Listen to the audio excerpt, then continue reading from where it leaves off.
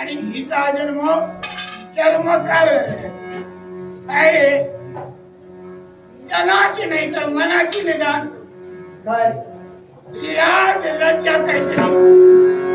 अरे आपला गोत्र कुठलं, हिचं गोत्र कुठलं याचा विचार केला म्हणजे ब्राह्मण घराण्यात जन्म. अरे हिला प्रथमता बाहेर काढ.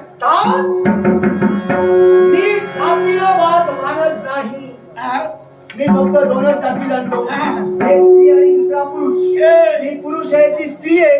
तिने मला पसंत केलं, तिने मला पसंत आली म्हणून ती तिच्याशी लग्न केलं.